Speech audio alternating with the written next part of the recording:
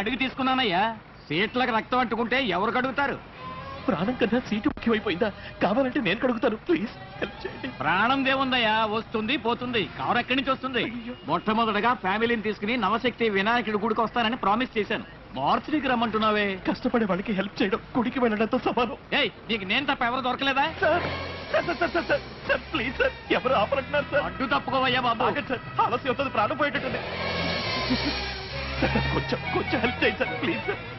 కర్మ, వెళ్ళి తీసుకురా, వస్తున్నాను. దీనికేం తక్కువ లేదు. Many thanks.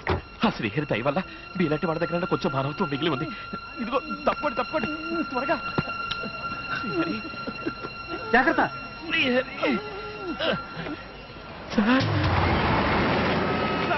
సార్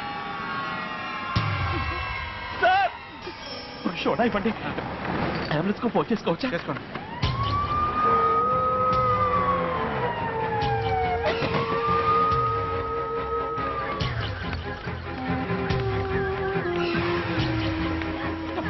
ముందు వాళ్ళు అటెండ్ చేయండి, చనిపోయింటున్నారు. అందరూ చచ్చిపోతున్నాం అయ్యా. ఒకరిని ఎన్ని కేసులు చూడడం, 12 చేతులు ఉన్నాయా? బెంచీలు నిండా దొంగసారా, మిగతా ఆల్కహాల్ తాగిన కేసులు, కళ్ళు పోగొట్టుకుంటున్నారు.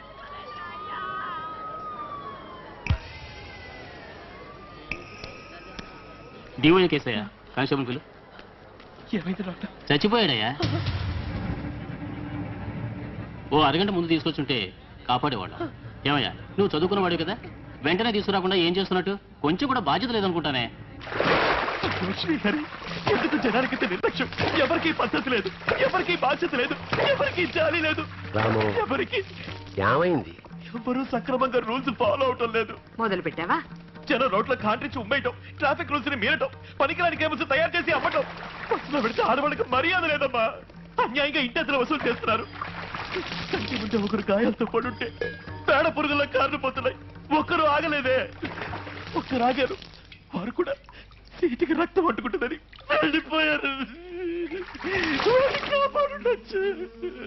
ఒక్కరిగంట ముందుగా హాస్పిటల్కి వెళ్ళింటే చచ్చిపోయారు. పాపిష్టి వాళ్ళు, వీళ్ళు నరకానికి వెళ్తారు.